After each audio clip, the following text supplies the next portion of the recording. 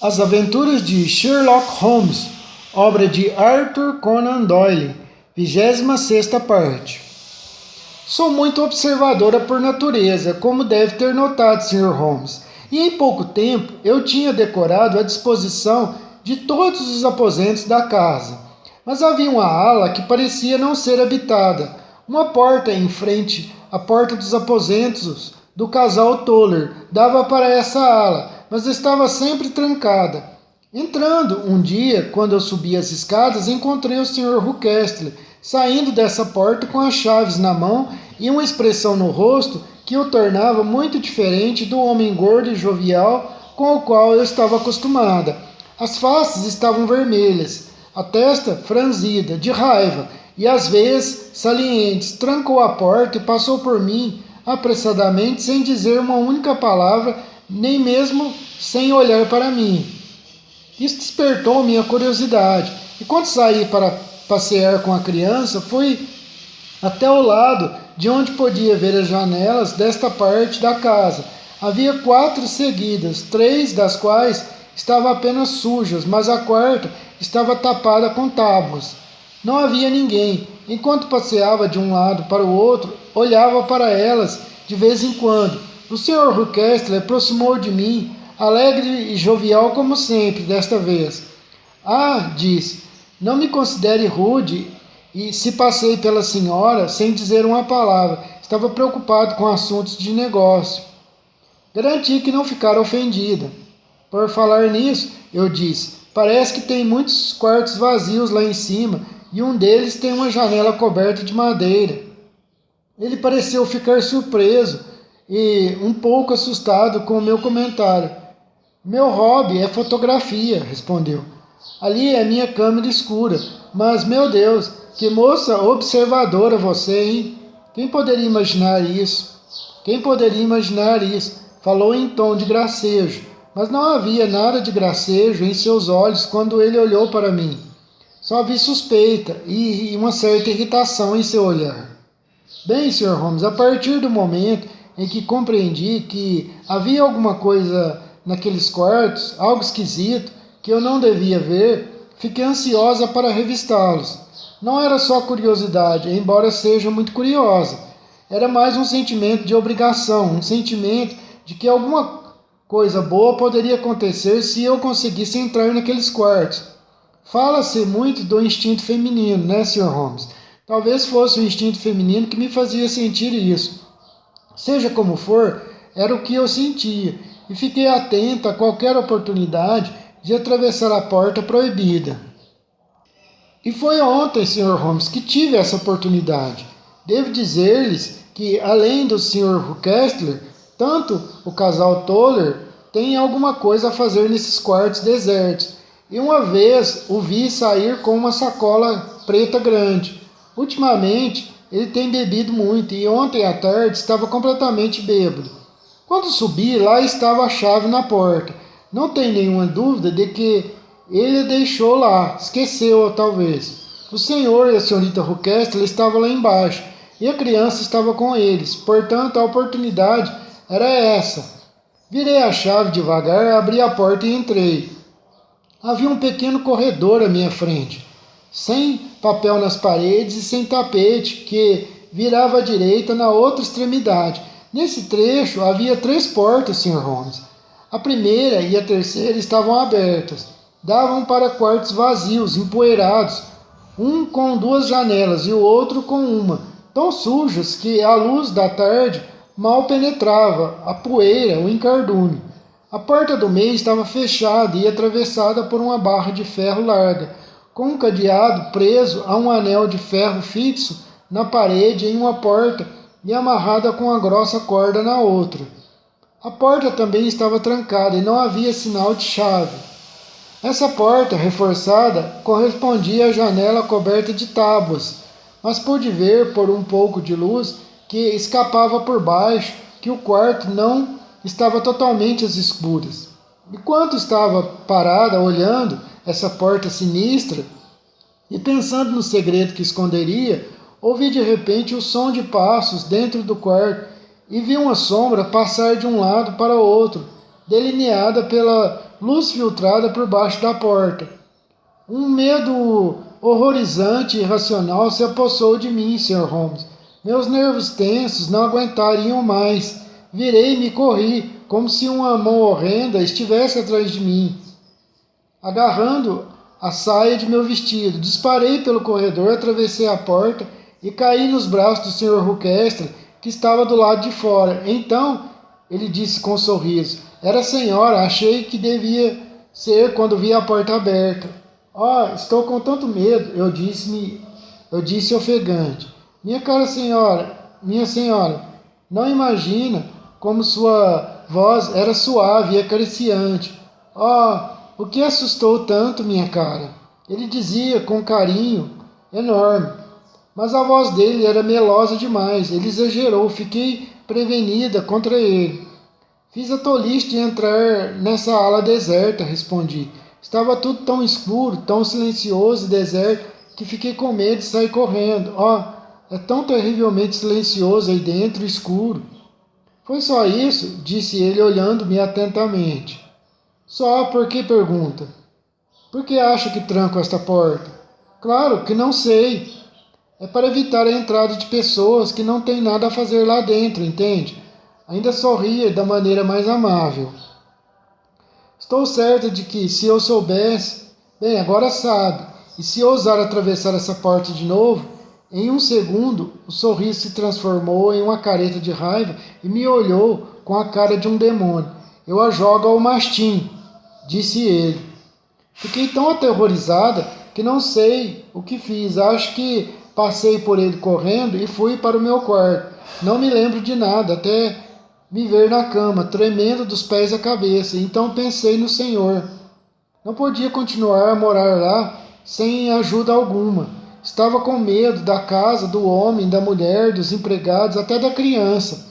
Todos me pareciam horríveis. Se conseguisse trazer o Senhor aqui, eu me sentiria bem. É claro que eu podia ter fugido da casa, mas minha curiosidade era tão grande quanto o meu medo. Tomei logo uma decisão. Iria mandar-lhe um telegrama.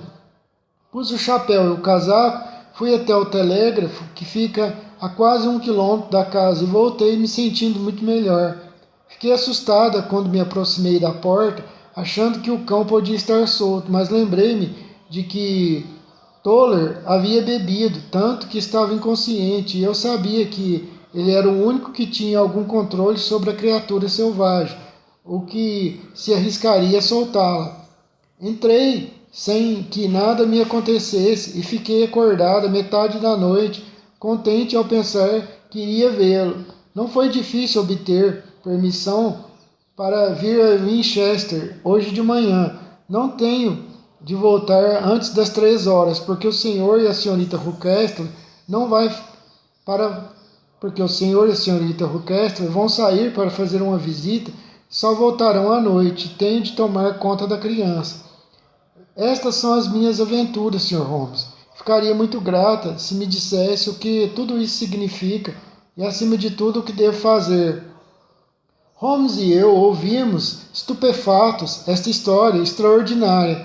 Meu amigo se levantou e andou de um lado para o outro, com as mãos nos bolsos e uma expressão profundamente grave. Toller ainda está bêbado? Perguntou Holmes. Sim, ouvi a mulher dele dizer, a senhorita Rochester, que não podia fazer nada com ele. Isso é bom. E os Rochesters vão sair hoje à tarde? Sim, Sr. Holmes. Existe ali um portão com uma boa fechadura? Existe ali um porão com uma boa fechadura? Sim, a adega. Aparentemente a senhora agiu em tudo isso como uma moça muito corajosa e sensata, senhorita Hunter. Acha que pode realizar mais uma proeza? Não lhe pediria isso se não achasse que é uma mulher excepcional. Posso tentar, o que é? Estaremos em Faias Roxas às 7 da noite, meu amigo e eu. Os Rochester já terão saído a essa hora. E os Toller estará, eu espero, incapacitado. Só resta a senhorita Toller que poderá dar o alarme. Se pudesse mandá-la à adega com algum pretexto e trancá-la à chave, facilitaria muito as coisas. Posso fazer isso, Sr. Holmes. Excelente, examinaremos cuidadosamente o assunto.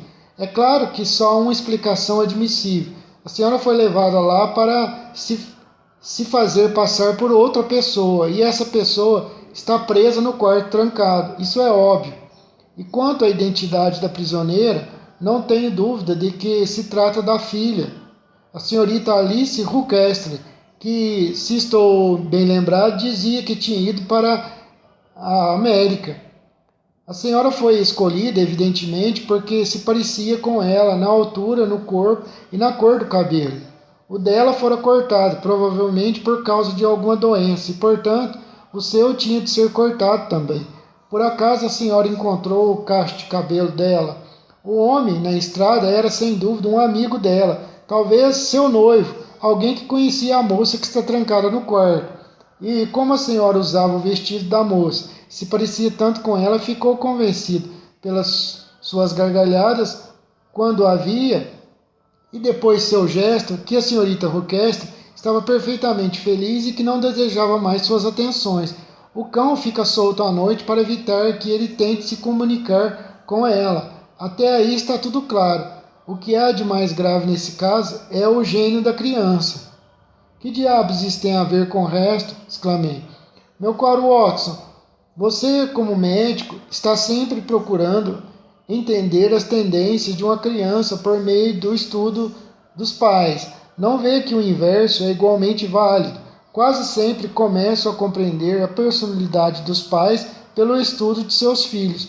O gênio dessa criança é anormalmente cruel, uma crueldade gratuita, e quer tenha herdado isso de seu pai sorridente, como eu suspeito, quer de sua mãe. Isso é um mau agouro para a pobre moça que está em suas mãos. Estou certo de que o senhor tem razão, Sr. Holmes, exclamou nossa cliente. Estou me lembrando de 1000 coisas que confirmam que o senhor desvendou o caso. Devemos ir imediatamente ajudar essa pobre criatura que está trancada neste quarto. Precisamos ser discretos, senhorita Hunter, porque estamos lidando com um homem muito astuto e perigoso. Não podemos fazer nada até às 19 horas. Então estaremos lá com a senhora e não levará muito tempo para resolvermos o mistério. Cumprimos a nossa palavra e às 19 horas em ponto chegamos a Faias Roxas, deixando o carro em uma hospedaria na estrada. O grupo de árvores, com suas folhas escuras brilhando como metal polido à luz do sol poente, era suficiente para indicar a casa, mesmo que a senhorita Hunter não estivesse na porta sorrindo. Conseguiu? Perguntou Holmes. Ouvimos as pancadas que vinham de algum lugar embaixo da casa. É a senhorita Toller, presa na adega, diz. O marido está roncando no chão da cozinha. Aqui estão as chaves dele, que são duplicatas da do Sr. Rochester. A senhora trabalhou muito bem mesmo, disse Holmes em entusiasmo. Agora, mostre-nos o caminho e logo veremos o final desse negócio sinistro. Subimos as escadas, abrimos a porta, seguimos um corredor e nos encontramos diante da porta que a senhorita Hunter descrevera. Holmes cortou a corda grossa e retirou a barra. Então experimentou várias chaves sem sucesso. Nenhum som vinha de dentro do quarto e o silêncio fez Holmes franzir a testa. Espero que não seja tarde demais, disse. Acho, senhorita Hunter, que é melhor entrarmos sem a senhora. Vamos, Watson, empurra a porta com o ombro e veremos se não conseguimos entrar. Era uma porta velha e frágil e cedeu aos nossos esforços conjuntos. Entramos no quarto. Estava vazio. Não havia nenhuma mobília, a não ser um colchão de palha, uma mesinha e uma cesta cheia de roupas. Uma clarabóia no teto estava aberta e a prisioneira desaparecera. Houve alguma coisa criminosa aqui, disse Holmes. O vilão adivinhou as intenções da senhorita Hunter e carregou sua vítima. Mas como? Pela clarabóia, logo saberemos como conseguiu. Segurou-se nas bordas da abertura e olhou o telhado. Ah, sim, exclamou. Aqui está uma escada encostada na beira do telhado. Foi assim que ele a levou. Mas é impossível, disse a senhorita Hunter. Essa escada não estava aí quando os Rochester saíram. Então, ele deve ter voltado. Estou dizendo que ele é um homem esperto e perigoso. Não ficaria surpreso se esses passos que estou ouvindo na escada forem dele. Acho, Watson, que seria aconselhável você ficar de pistola em punho. Mal acabara de falar quando um homem surgiu na porta do quarto, um homem muito gordo com um bastão pesado na mão. A senhorita Rother gritou e se encolheu junto à parede quando o viu, mas Sherlock Holmes avançou e enfrentou-o. Patife, disse, onde está sua filha? O homem gordo olhou em volta e depois para a claraboia aberta. Eu é que tenho de perguntar isso, berrou. Ladrões, espiões e ladrões. Peguei vocês, não é? Estão nas minhas mãos. Eu cuidarei de vocês. Virou-se e desceu as escadas o mais depressa possível. Foi buscar o cachorro, exclamou a senhorita Hunter. Tenho meu revólver, eu disse. É melhor fechar a porta da frente, disse Holmes, e descemos as escadas correndo. Mal chegamos ao hall quando ouvimos os latidos do cão e em seguida um grito de agonia com um ruído horrível de dentes triturando que causava arrepios. Um homem idoso, de rosto vermelho e membros trêmulos, saiu cambaleando de uma porta lateral. Meu Deus! Gritou. Alguém soltou o cachorro. Ele não come há 2 dias. Depressa, depressa, ou será tarde demais. Holmes e eu saímos correndo e contornamos o canto da casa com Toller correndo atrás. Lá estava o imenso animal, faminto, com o focinho preto afundado na garganta de Rochester, enquanto ele se contorcia no chão e gritava. Chegando perto, estourei os miolos do cachorro e ele caiu de um lado, com os dentes brancos ainda agarrados nas dobras do pescoço de Rochester. Com muito esforço, separamos os dois e carregamos o homem, horrivelmente desfigurado, mas ainda vivo, para dentro de casa, colocando-o no sofá da sala. Despachamos Toller, repentinamente sóbrio, para dar a notícia à sua mulher e fiz o que podia para aliviar sua dor. Estávamos todos em volta dele quando a porta se abriu e uma mulher alta e magra entrou na sala. Senhorita Toller, exclamou a senhorita Hunter. Sim, senhora. O senhor Rochester me soltou quando voltou, antes de subir. A senhora, é uma pena que não tivesse me contado o que estava planejando, pois eu lhe diria que todo o seu esforço seria em vão. Ah, disse Holmes, olhando atentamente para ela. É claro que a senhorita Toller sabe mais sobre esse assunto do que qualquer outra pessoa. Sim, senhor. Eu sei, estou pronta para contar tudo o que sei. Então, por favor, sente-se e fale, porque há vários pontos a respeito dos quais devo confessar que ainda estou no escuro. Vou esclarecer tudo para o senhor, respondeu. E já teria feito isso antes se tivesse conseguido sair do porão. Se houver um inquérito policial sobre isso, lembre-se de que fiquei do seu lado e que era amiga da senhorita Alice. Ela nunca se sentiu feliz em casa, a senhorita Alice, desde que o pai se casou novamente. Ela ficou meio abandonada e não podia dar opinião em coisa alguma. Mas só ficou mesmo muito ruim para ela depois que conheceu o Sr. Fowler em casa de uma amiga. Pelo que pude saber, a senhorita Alice tinha herdado alguma coisa diretamente, mas era tão calma e paciente que nunca falava nisso e deixava tudo nas mãos do Sr. Rochester. Ele sabia que estava seguro, mas quando surgiu a possibilidade de um marido que exigiria tudo a que tinha direito por lei, então o pai achou que estava na hora de acabar com isso. Queria que ela assinasse um papel de modo que ele pudesse usar o dinheiro dela, quer ela se casasse, quer não. Quando ela se recusou, ele passou a atormentá-la até que ela teve uma febre cerebral e durante 6 semanas ficou entre a vida e a morte. Finalmente melhorou, magra como um esqueleto e com um lindo cabelo cortado rente, mas isso não afetou o rapaz que gostava dela e ele continuou fiel como poucos homens são. Ah, disse Holmes, acho que o que teve a bondade de nos contar esclarece bem as coisas e posso deduzir o resto. O Sr. Ruckestle, presumo, recorreu então à forma de prisão. Sim, senhor, e trouxe a senhorita Hunter de Londres para se livrar da persistência inconveniente do Sr. Fowler, namorado de Alice. Foi isso mesmo, senhor. Mas o Sr. Fowler, sendo perseverante, como todos os homens do mar devem ser, cercou a casa e, travando conhecimento com a senhora, conseguiu, com certos argumentos metálicos ou não, convencê-la de que seus interesses eram iguais aos dele. O Sr. Fowler era um cavalheiro, de palavras amáveis e mão aberta, disse a senhorita Toller serenamente, e dessa maneira conseguiu que seu marido tivesse uma bebida à disposição e que uma escada estivesse preparada assim que seu patrão saiu. O senhor está certo, foi isso mesmo. Foi assim mesmo que aconteceu, Sr. Holmes.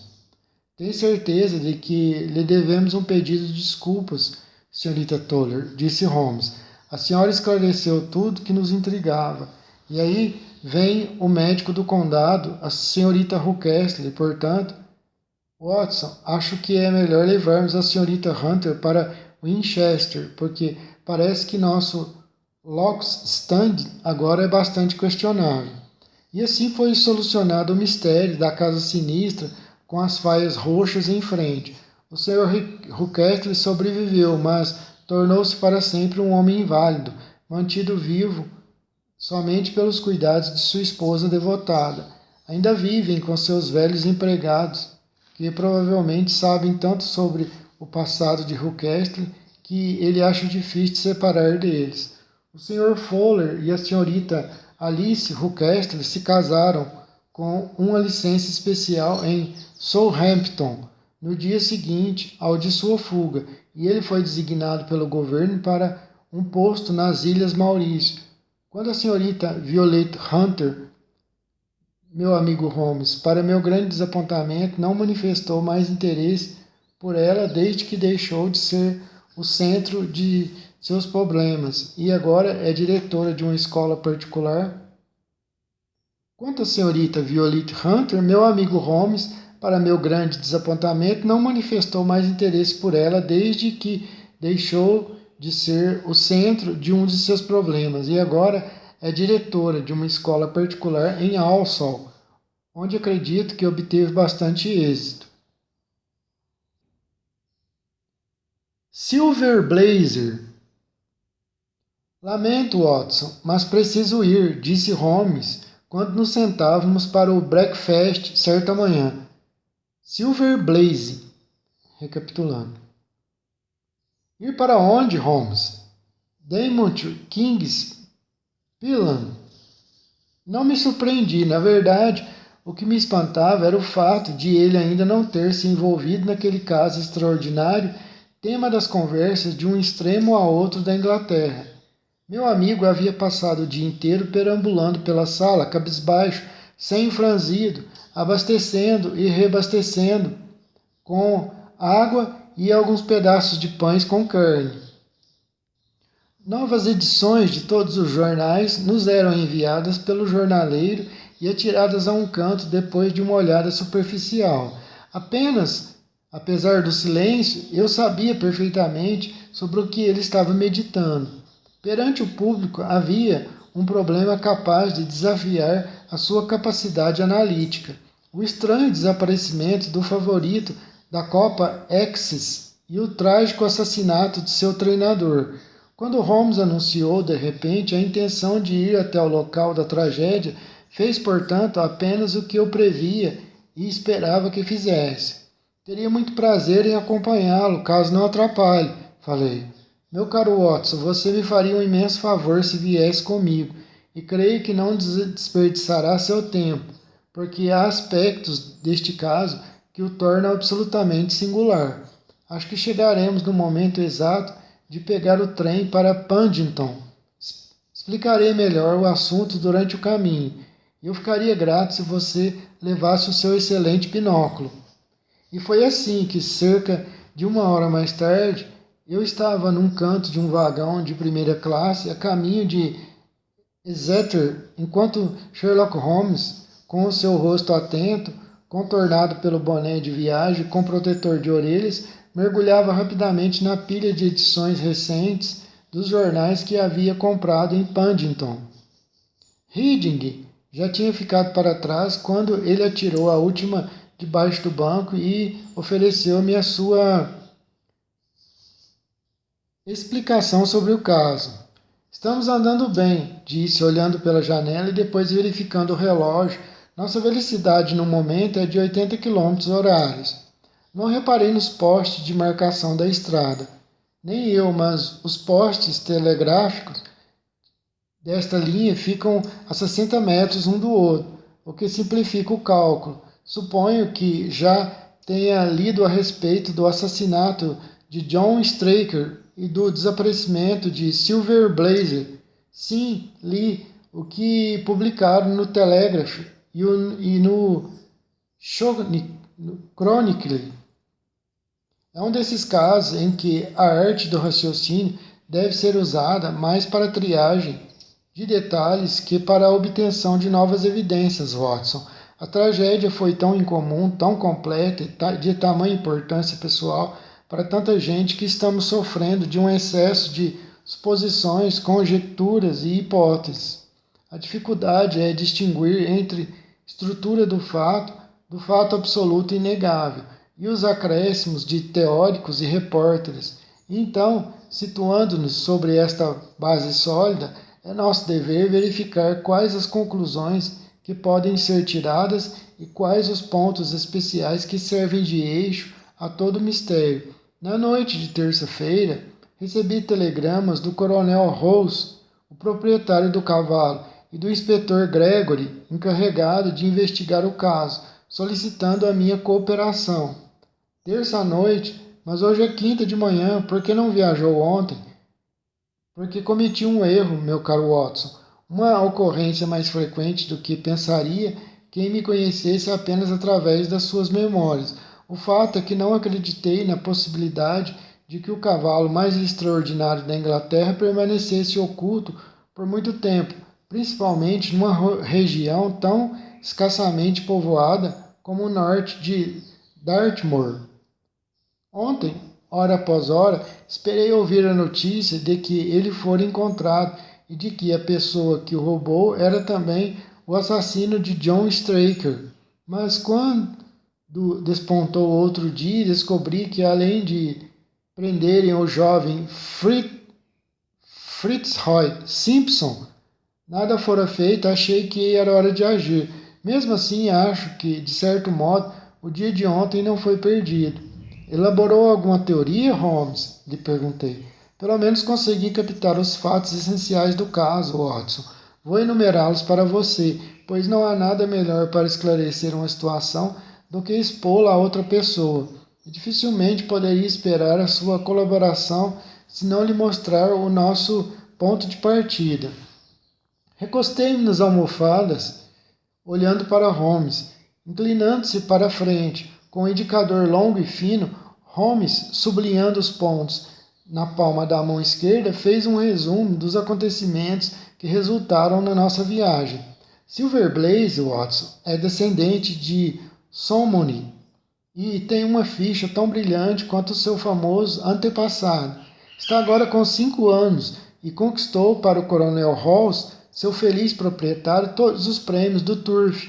Até o momento da catástrofe, ele era o favorito da Copa Wessex, pagando 3-1. Sempre foi um dos grandes favoritos do público das corridas e até agora nunca o desapontou, de modo que, mesmo quando o risco era grande, imensas somas de dinheiro eram apostadas nele. É óbvio, portanto, que há muita gente interessada em impedir que Silver Blaze esteja presente ao ser dada a partida na próxima terça-feira. Este fato, naturalmente, é bem conhecido em King's Pillan, onde fica o aras de treinamento do coronel. Todas as precauções foram tomadas para proteger o animal. O treinador John Strake é um jockey aposentado que correu com as cores de Halls até ficar pesado demais. Trabalhou para o coronel durante 5 anos como jockey e 7 como treinador. e sempre demonstrou que era zeloso e honesto. Ele tinha 3 rapazes sobre suas ordens, porque o Aras era pequeno, com apenas 4 cavalos no total. Um dos rapazes fica sempre de vigia à noite na cavalariça, enquanto os outros dormem no celeiro. Os 3 têm um caráter irrepreensível. John Straker, que é casado, mora numa casa pequena a cerca de 200 metros da cavalariça. Seu filho tem uma criada e vive confortavelmente.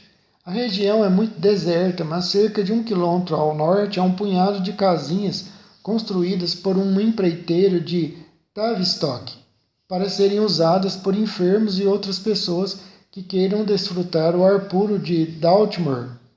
A própria Tavistock fica cerca de 3 quilômetros a oeste, enquanto do outro lado do pântano, também a 3 quilômetros, fica um aras de treinamento maior, Mumpleton, que pertence a Lord Buckweather e é dirigido por Silas Brown. Em todas as outras direções, a região é completamente deserta, habitada apenas por um punhado de ciganos. Esta era a situação geral na noite de segunda-feira, quando ocorreu a catástrofe. Ao anoitecer, os cavalos foram exercitados e levados, como sempre, e às 21 horas as cavalariças foram trancadas. 2 dos rapazes foram até a casa do treinador, onde cearam na cozinha, enquanto o terceiro, Ned Hunter, permaneceu de guarda. Alguns minutos depois das 9, a empregada Edith Baxter levou para a cavalariça a ceia dele, que consistia num prato de carneiro ao curry. Não levou bebida, porque havia um poço na cavalariça e, pelo regulamento, o rapaz que fica de vigia só pode beber água. A empregada levava uma lanterna porque estava muito escuro e o caminho atravessava a área descampada do pântano. Edith Baxter estava a 30 metros da cavalariça quando um homem surgiu da escuridão e mandou que ela parasse. Quando ele penetrou no círculo de luz amarelada da sua lanterna, ela notou que se tratava de uma pessoa com a aparência de um cavalheiro, vestindo um terno cinza de tweed e boné de pano. Usava polainas e carregava uma pesada bengala de castão redondo. Mas ela ficou muito impressionada com a extrema palidez do rosto e com o seu nervosismo. Quanto à idade, achou que passava dos 30. Pode me dizer onde estou? Ele perguntou. Estava quase decidido a dormir no pântano quando avistei a luz da sua lanterna. Está perto do Aras de King's Pelan, respondeu a criada. Verdade? Que sorte! Soube que um dos rapazes da cavalariça dorme sozinho ali todas as noites. Deve estar levando o jantar para ele. Tenho certeza de que não é orgulhosa a ponto de recusar um vestido novo, não é mesmo? E tirando do bolso do colete um papel branco dobrado, entregue isto ao rapaz e terá o mais lindo vestido que o dinheiro pode comprar, disse ele à empregada. Assustada com a veemência dele, a moça correu até a janela pela qual costumava entregar as refeições, encontrou-a já aberta e Hunter estava sentado a uma mesinha no interior. Tinha começado a contar a ele o que havia acontecido quando o estranho tornou a se aproximar. Boa noite, disse espiando pela janela. Gostaria de falar com você. A moça jura que, enquanto ele falava, notou a ponta de um papel que saía da mão fechada do homem. O que você quer? Perguntou o rapaz. Um negócio que talvez encha de dinheiro o seu bolso, respondeu o homem. Vocês têm 2 cavalos inscritos na Copa Wixes, Silver Blaze e Bayard. Dê um palpite e não sairá perdendo. É verdade que, no peso, Bayard poderia dar ao outro uma vantagem de 1,8 milha em 100 jardas e que o Haras apostou tudo nele? Então é um daqueles malditos vendedores de palpites? Perguntou o rapaz. Vou mostrar o que fazemos com eles em King Pilan. Levantando-se de um salto, atravessou correndo a cavalariça para soltar o cachorro. A moça fugiu para casa, mas enquanto corria, olhou para trás e viu o estranho debruçado na janela. Um minuto depois, quando Hunter saiu com o enorme cão, ele havia desaparecido, e embora o rapaz tivesse procurado em volta dos prédios, não encontrou nenhum vestígio dele. Um momento, eu interrompi. O rapaz deixou a porta destrancada quando saiu correndo com o cachorro? Excelente, Watson, excelente, murmurou meu amigo. A importância do detalhe me impressionou tanto que mandei um telegrama urgente a Dartmoor, onde a fim de esclarecer a questão. O rapaz trancou a porta antes de sair. Quanto à janela, não era suficientemente larga para permitir a passagem de um homem. Hunter esperou até que seus companheiros voltassem e mandou um recado ao treinador contando o que havia acontecido. John Straker ficou preocupado, embora aparentemente não tenha percebido o verdadeiro significado da ocorrência, mas ficou vagamente inquieto. E a senhorita Straker, acordando a uma hora, viu que ele estava vestido. Em resposta às perguntas da mulher, disse que não conseguia dormir, preocupado com os cavalos, e queria até as cavalariças verificar se estava tudo em ordem. Ela suplicou-lhe que ficasse em casa, porque ouvia a chuva tamborilando nas vidraças, mas sem dar-lhe ouvidos, ele se vestiu e partiu. A senhorita Strake acordou às 7 horas e percebeu que o marido não tinha voltado. Vestiu-se depressa, chamou a empregada e, dirigindo-se para as cavalariças, a porta estava aberta. Dentro, encolhido sobre uma cadeira, estava Hunter, mergulhado num estado de profundo estupor.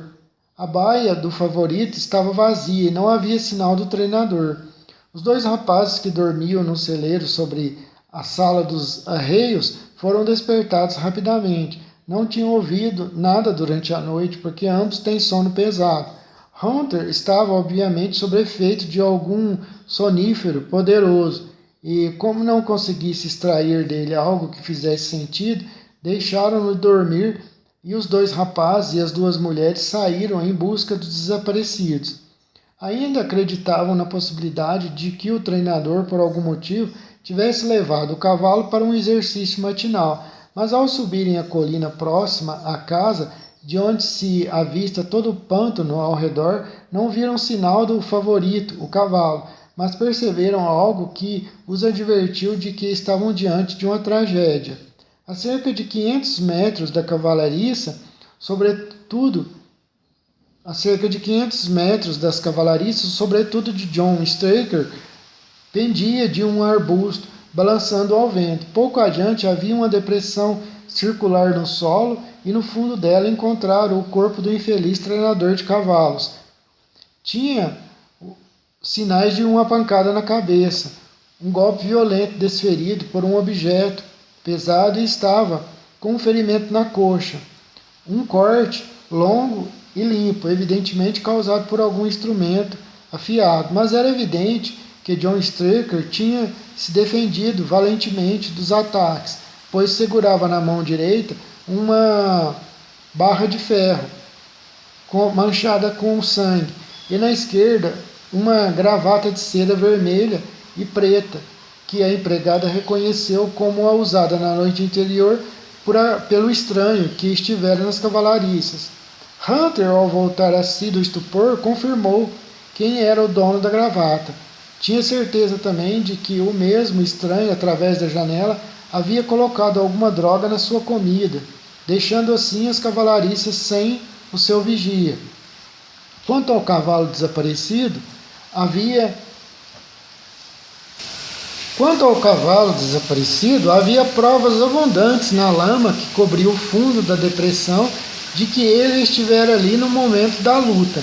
Mas desde aquela manhã continua desaparecido, e embora tenha sido oferecida uma grande recompensa a quem encontrá-lo, e todos os ciganos de Dartmoor estejam alertados, não há notícias dele.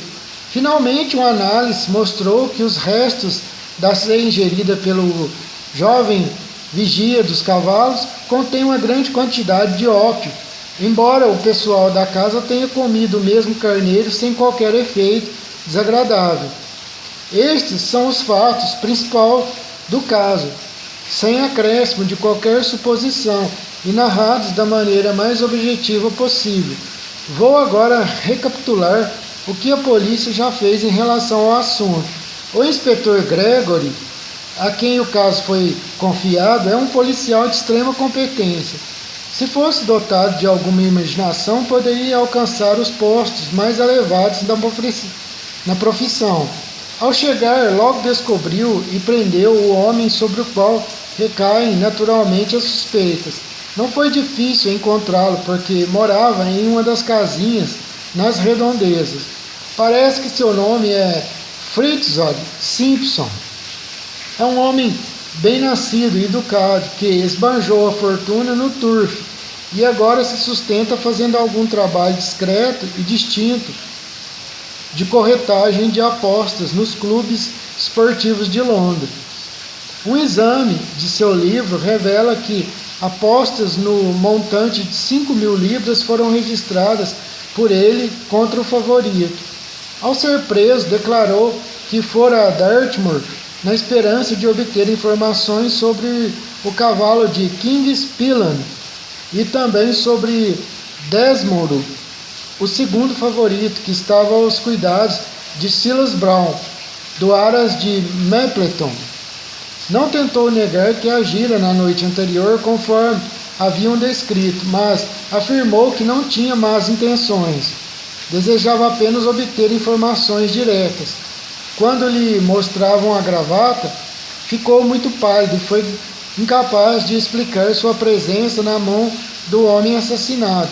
Suas roupas úmidas revelavam que estivera sob a tempestade na véspera e sua bengala, uma Penang com castão de chumbo, seria uma arma que, com os golpes repetidos, poderia provocar o ferimento que havia sido a causa da morte do treinador.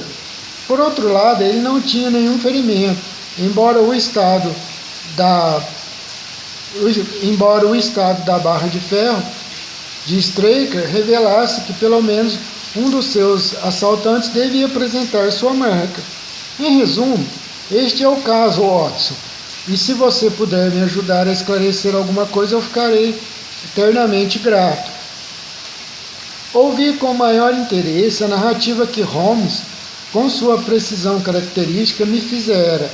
Embora a maioria dos fatos já fosse do meu conhecimento, eu não avaliara suficientemente sua relativa importância ou a conexão entre eles. Não seria possível que o corte de John Straker tivesse sido causado por sua própria arma, em consequência das convulsões decorrentes de qualquer ferimento? É mais do que possível, é provável, disse Holmes. Neste caso, desaparece um dos principais pontos a favor do acusado. Ainda assim, não consigo compreender qual é a teoria da polícia.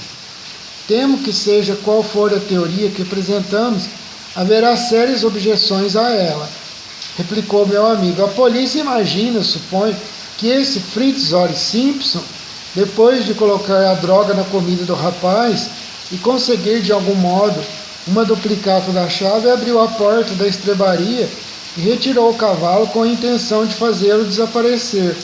Os arreios sumiram, de modo que Simpson deve tê-los colocado no animal. Deixando a porta aberta, ele estava conduzindo o cavalo pelo pântano quando encontrou ou foi alcançado pelo treinador John Straker. Houve uma luta, naturalmente. Simpson bateu na cabeça do Sr. Straker. O Simpson bateu com a sua bengala na cabeça do Sr. Straker, sem receber qualquer ferimento da sua barra de ferro, que ele usou para se defender, e em seguida levou o cavalo para algum esconderijo. É possível também que o animal tenha fugido durante a luta e esteja vagueando pelo pântano. Este é o caso como a polícia o vê. Por mais improvável que pareça, todas as outras explicações são mais improváveis ainda. No entanto, vou verificar rapidamente a questão quando estiver no local, e até lá não vejo como podemos fazer algum processo. Já era noite quando chegamos à cidadezinha de Tavistock, que fica como um relevo, um escudo no meio do amplo círculo de Dartmoor. 2 cavaleiros nos aguardavam na estação. Um era alto e louro, cabeleira e barbas leoninas, olhos azuis penetrantes. O outro era baixo e vivo, de aparência esmerada e elegante, usando casaco longo e polainas e ostentando monóculo e suíças pequenas e bem cuidadas. O último era o coronel Halls, o conhecido desportista, e o primeiro, o inspetor Gregory, um homem que estava adquirindo fama rapidamente no corpo de detetives da polícia inglesa. Estou encantado em vê-lo aqui, Sr. Holmes, disse o coronel. O inspetor fez tudo o que se poderia sugerir, mas não deixarei pedra sobre pedra para vingar o pobre John Straker e recuperar meu cavalo. Alguma nova ocorrência? Perguntou Holmes. Lamento dizer que fizemos pouco progresso, respondeu o inspetor Gregory. Temos uma carruagem lá fora, e como acredito que gostaria de ver o local antes de escurecer, podemos conversar no trajeto. Um minuto depois, estávamos instalados num confortável landau e atravessando a pitoresca e antiga cidadezinha de Dave Square. O inspetor Gregory estava mergulhado no caso e despejou uma torrente de observações que Holmes intercalava com uma ou outra pergunta ou interjeição. O coronel Rose recostou-se com os braços cruzados e o chapéu caído sobre os olhos, enquanto eu escutava interessado o diálogo entre os 2 detetives. Gregory formulava a sua teoria, que era quase exatamente a que Holmes antecipara no trem. A rede está se fechando em torno de Fritzold Simpson, e na minha opinião ele é o nosso homem. Ao mesmo tempo reconheço que as provas são puramente circunstanciais e que uma nova ocorrência poderia mudar tudo. E a barra de ferro de Straker? Perguntou Holmes. Chegamos à conclusão de que ele próprio se feriu ao cair ou algo assim. Meu amigo, o Dr. Watson sugeriu essa hipótese quando vínhamos para cá. Neste caso, o detalhe prejudicaria Simpson. Sem dúvida, ele não tem qualquer sinal de ferimento. A evidência contra ele é muito forte. Ele tinha muito interesse no desaparecimento do cavalo favorito e é suspeito de ter drogado o cavalariço. Esteve, sem dúvida, exposto à tempestade. Andava armado com a bengala pesada e sua gravata foi encontrada na mão do morto. Creio que temos o suficiente para colocá-lo diante do júri. Holmes meneou a cabeça. Um advogado esperto destruiria tudo isso, porque ele tiraria o cavalo da cavalariça. Se quisesse aleijá-lo, por que não o faria ali mesmo? Foi encontrada com ele uma duplicata da chave. Qual foi o farmacêutico que lhe vendeu ópio em pó? Acima de tudo, onde poderia ele, um estranho na região, esconder um cavalo, e um cavalo como aquele? Qual a explicação dele para o papel que pediu à empregada para entregar ao rapaz da cavalariça? Diz ele que foi uma nota de 10 libras. A nota foi encontrada no bolso dele, mas os outros obstáculos não são tão formidáveis como parecem. Ele conhece a região, por 2 vezes hospedou-se em Tavistock no verão. O ópio provavelmente foi trazido de Londres. A chave, depois de servir a sua finalidade, foi jogada fora. O cavalo pode estar no fundo de um dos poços ou nas velhas minas da região. O que ele diz a respeito da gravata? Reconhece que é dele e afirma que a perdeu, mas surgiu um novo elemento no caso que pode explicar por que ele levou o cavalo para fora da estrebaria. Holmes aguçou os ouvidos. Encontramos vestígios que mostram que um grupo de ciganos acampou na noite de segunda-feira a cerca de 1,5 km do local do assassinato. Na terça haviam desaparecido. Supondo que houvesse algum trato entre Simpson e esses ciganos, ele não poderia estar levando o cavalo até o acampamento quando foi surpreendido? E os ciganos não estariam agora com o animal? É bem possível, disse Holmes. O pântano está sendo vasculhado em busca dos ciganos. Também examinei todas as estrebarias e cavalariças de Tavistock, num raio de 15 quilômetros.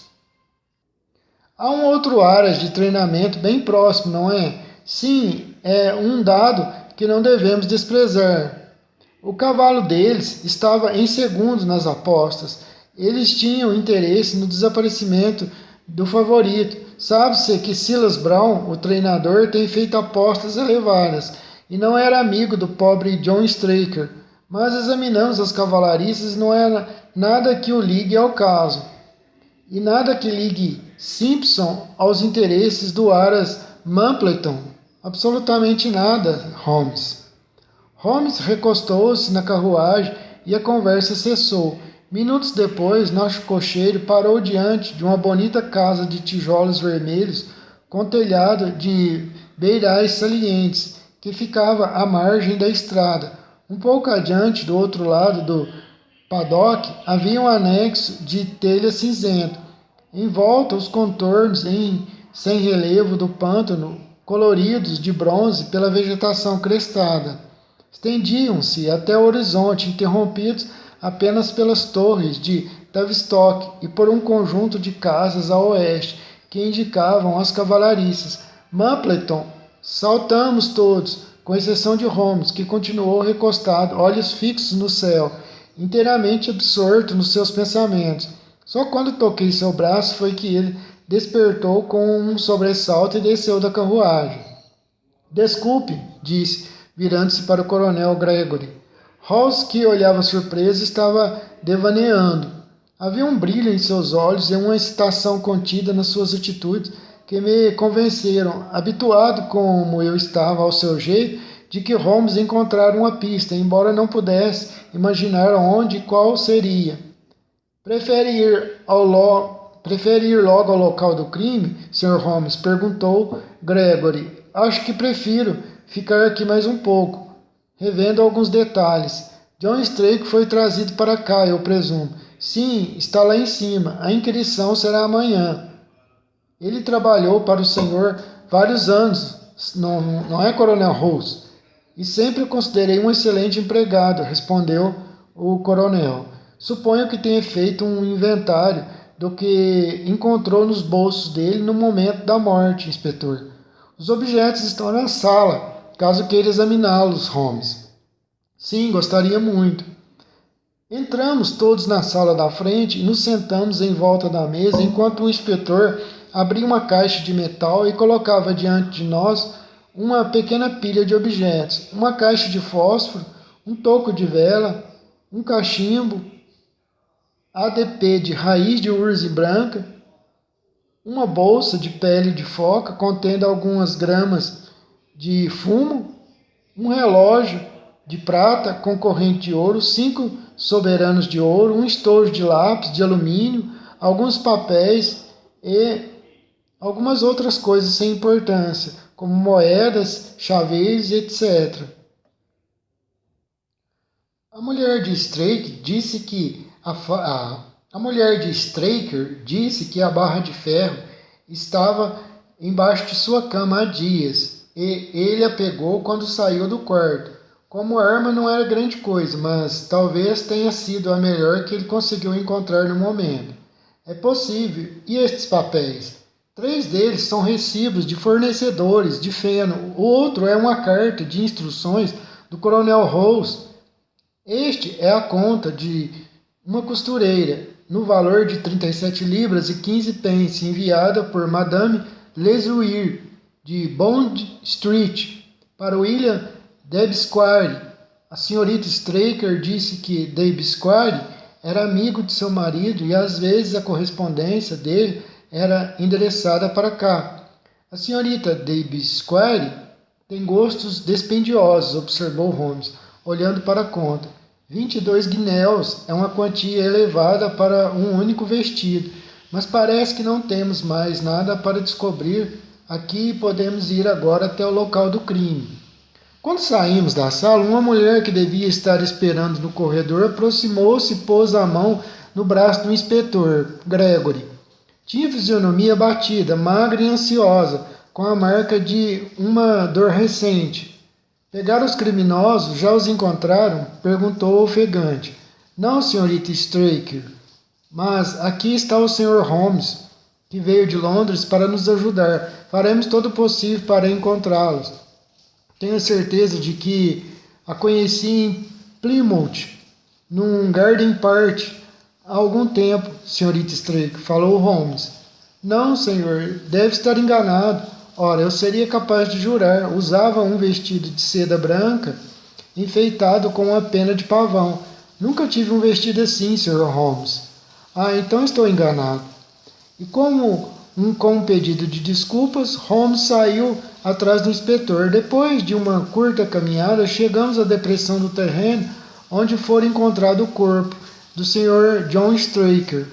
Na borda ficava a moita onde o casaco havia sido pendurado. Não ventava naquela noite, segundo eu soube, observou Holmes. Exato, mas chovia muito. Neste caso, sobretudo, não foi atirado pelo vento sobre a moita, e sim colocado ali. Sim, foi colocado sobre aquela moita. Isso me interessa bastante. Percebo que o solo tem numerosas marcas de pés. Sem dúvida, muita gente esteve aqui desde a noite de segunda-feira. Um pedaço de tapete colocado aqui ao lado e todos nós ficamos sobre ele. Excelente. Nesta sacola trago as botas de John Straker. As botas que ele calçava, um dos sapatos de Fitzroy Simpson e uma ferradura de Silver Blaze. Meu caro inspetor, o senhor se supera.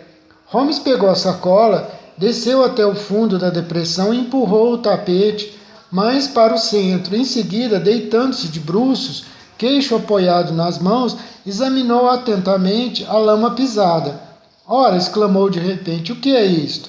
Era um fósforo de cera meio queimado e tão recoberto de lama que a princípio parecia uma lasca de madeira. Não sei como me escapou, disse o inspetor aborrecido. Estava invisível, enterrado na lama. Só encontrei porque eu o estava procurando, disse Holmes. O quê? Esperava encontrá-lo, disse o inspetor Gregory. Achei que seria provável. Tirando as botas da sacola, comparou as marcas de cada uma com as pegadas impressas no solo. Em seguida, subiu até a borda da depressão e pôs-se a rastejar entre as urzes e as moitas. Temo que não haja outras pegadas, disse o inspetor. Examinei o solo cuidadosamente por cerca de 200 metros em todas as direções. Verdade, disse Holmes, levantando-se. Eu não cometeria a impertinência de fazer isso novamente depois do que disse. Mas gostaria de percorrer o pântano antes que escureça, para reconhecer amanhã o terreno. E acho que vou pôr a ferradura no bolso para dar sorte. O coronel Rose, que mostrava alguns sinais de impaciência diante do método de trabalho silencioso e sistemático do meu amigo Holmes, olhou para o relógio. Queria que voltasse comigo, inspetor, falou. Há vários pontos sobre os quais gostaria de ouvir o seu conselho.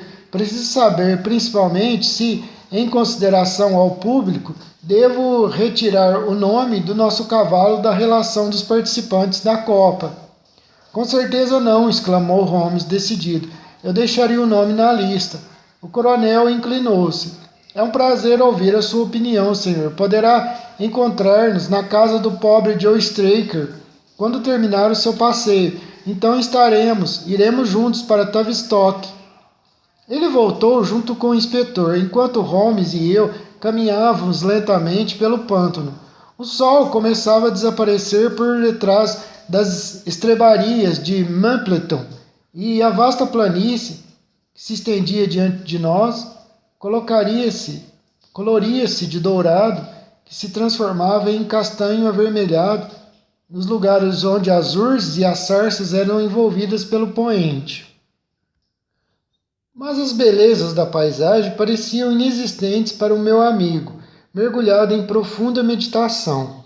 É por aqui, Watson, disse Holmes finalmente. Podemos deixar um pouco de lado a questão de quem matou John Straker e nos concentrarmos em descobrir que fim levou o cavalo. Suponhamos agora que ele tenha se soltado durante ou depois da tragédia. Para onde ele iria? O cavalo é um animal muito gregário. Deixado à solta, seus instintos o enviariam de volta a Kingspillan ou a Mumpleton, porque ficaria correndo no pântano. Já teria sido avistado a essa altura, Watson. E por que os ciganos o roubariam? Essa gente sempre desaparece quando ouve falar em complicações, porque não quer ser importunada pela polícia. E não poderiam vender um cavalo